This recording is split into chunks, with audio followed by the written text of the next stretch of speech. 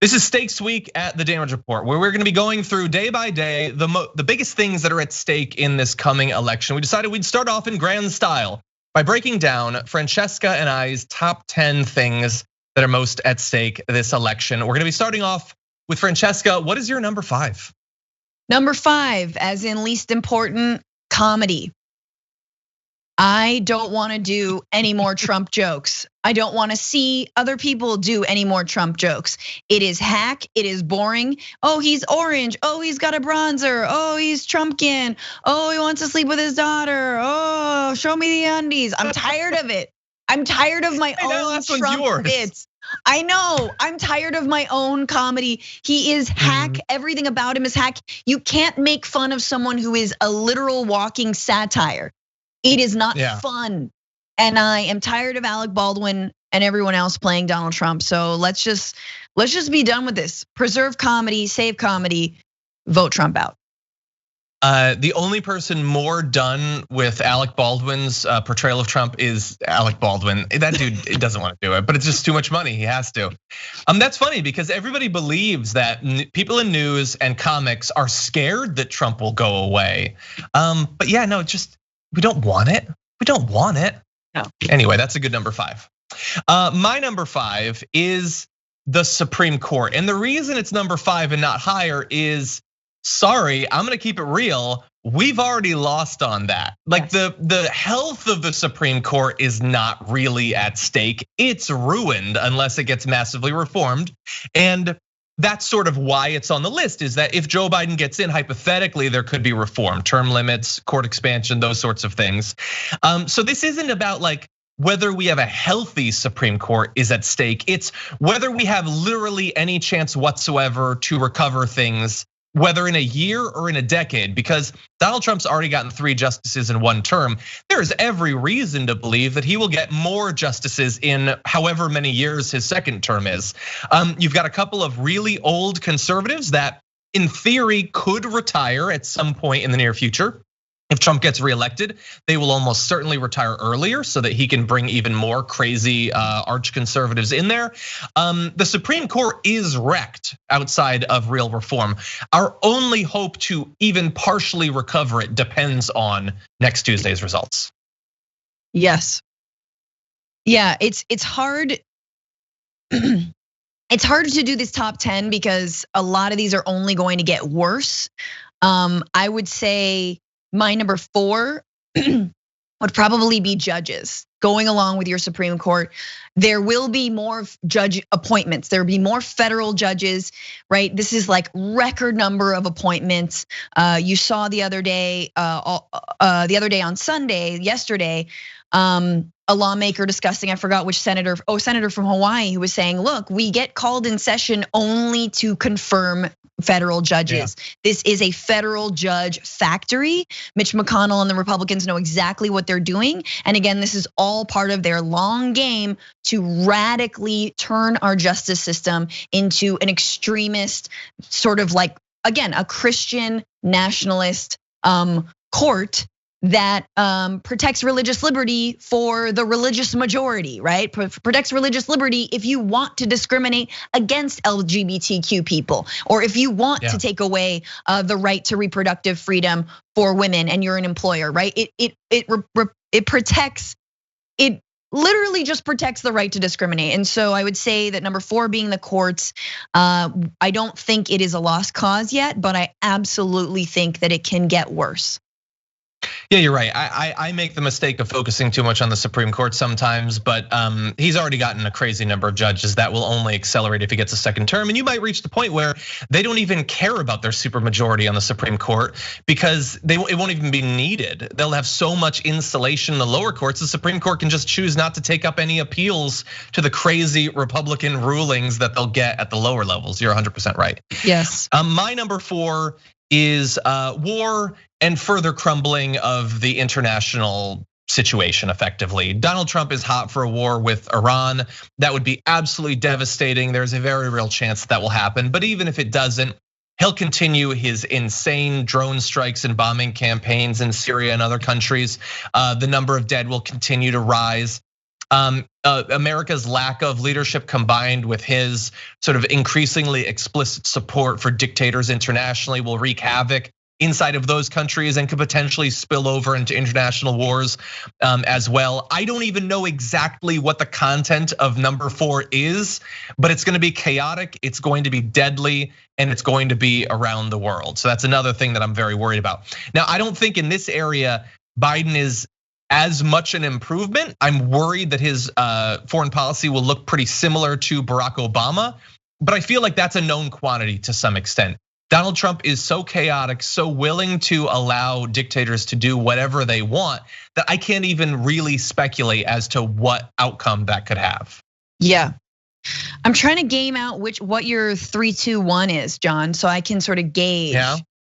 Yeah, I'm pretty sure your 3, 2, 1 is gonna be, well, it's gonna be pandemic and climate change are gonna be in your top 3. So I have to game out and see. I had war as well, but now you took war. No, well, give me your explanation. Is that your number 3? My number 3 is definitely war, but I don't have climate change or the pandemic because I think you're gonna do them. This is very difficult for me. We'll see. That's the fun. But tell me about your number 3. What are your worries? Okay, let me just game it out. Okay, 3, I will do something different and say extremism. I think that the rise of white supremacist violence in this country is only going to get worse. Obviously, it started with the racist reaction to the election of the first black president, then the re-election. Trump had everything to do with radicalizing that with birtherism. And I think 4 more years of Trump will absolutely embolden what the FBI has now said is the biggest threat to the American population, which is white supremacist terrorism and domestic terrorism, homegrown terrorism, however you want to call it. There's been a huge proliferation of these groups, and guess what? They've been out. We've seen them in Portland. We've seen the Proud Boys. We've seen, the threats to Gretchen Whitmer's life, right? The Wolverine, whatever the hell they were called, Watchmen. Like, all this continues and they will be emboldened and it will get even more nuts. And yes, absolutely QAnon.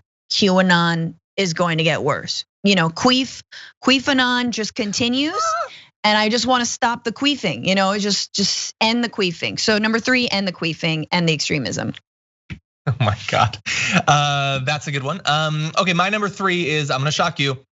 The pandemic, as we've been talking about on the show throughout today, it's not going anywhere necessarily, but our best hope, our last best hope to limit the number of dead in any way is getting Donald Trump the hell out of there as fast as possible, but not just him, also Scott Atlas. Honestly, Dr. Birx, get the hell out of there too. You've been hit and miss, mostly miss. We need people who actually care about the science. They're gonna provide accurate information and guidance to the states.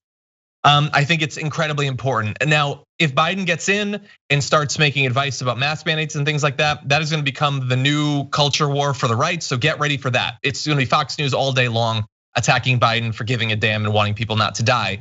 But at least it might stop more people from dying. And I don't want any more families to have to experience what mine and so many others have already experienced. Many people are going to die because we've already failed this thing for 7 months. But if we can keep that number 100,000 lower, 10,000 lower, 1,000 lower, 1 lower, that is worth voting for. And so that's certainly at stake on Tuesday. You make this a tough What do you got call. for number 2? 2 and 1. Well, okay, 2.5 grammar. I think grammar is at stake. Kelsey? If yes, Kelsey and grammar more generally are at stake. All right. If we reelect this president, the English language will be forever ruined. And we will never be able to use caps lock or the exclamation point ever again. In fact, they'll be banished. No. COVID. For realsies though, 2 is climate. 2 for me is climate change. 100 rollbacks of EPA regulations, like methane rollback of methane emission regulations, all kinds of fuel standards, the damage that every year, that every month, that every day does when we do not address the climate situation, we do not address the massive amounts of carbon that we're emitting, is a day lost, is a day that our future generations will be battling extreme weather. And we're seeing it every single month, from wildfires to floods to hurricanes, etc. So it is the climate. It is absolutely imperative, and every year counts. If we have 12, 10, 9 years to get to net zero greenhouse gas emissions, we don't have time. Yeah. I'm gonna mix things up. My number 2 is the climate. We lined up nicely there. Yeah, everything that you said. Yeah, we don't have time. We're already way too late. We're way too late now. We're way too late 5 years ago. We're way too late a decade ago. But my God, we can't wait any longer, and we can't waste any more years to a man who doesn't care about climate change. Note that I'm not saying he doesn't believe in it, because they all know about it. They all know that it's happening. The problem isn't belief. It's priorities. They don't care. They just don't care, because as with the pandemic, they're gonna be insulated. Whatever the infrastructure and access to food equivalent of monkey meds are, they have that for the climate. They're gonna be just fine. The question is whether we're gonna be just fine, and we're not gonna be if it's Donald Trump. This is another area where Joe Biden is not where he needs to be, but he can be moved hypothetically. And that's, AOC believes that. Sunrise Movement believes that. AOC was saying that to Jake Tapper literally over this weekend. He's the opponent that we can possibly prevail over. Donald Trump is not. He doesn't care. He's not gonna do anything. And our lack of doing anything is going to lead to more countries not doing anything, and the world just can't afford that. So that's my number 2, the climate. It's, in terms of specific policy, it's the number 1 effectively, but number 2 overall. Sure, agreed. All right, number 1. I think we got a little taste of it this summer, but full-blown militarism and military dictatorship. I think some of the things we saw in Seattle and Portland and Washington DC, the mobilizing of a special unit of ICE called BORTAC, or Customs and Border Patrol, that can operate within 100 miles of the border in what the ACLU is called a constitution-free zone. We're gonna see a lot more of that. So if we take the streets in protest, if we tweet, if we post something, hey, if our phones happen to be listening to us and that is weaponized for bad, I think you will see a consolidation of the Gestapo like junta, military junta in the 90s and 80s throughout Latin America, like tactics that we saw this summer,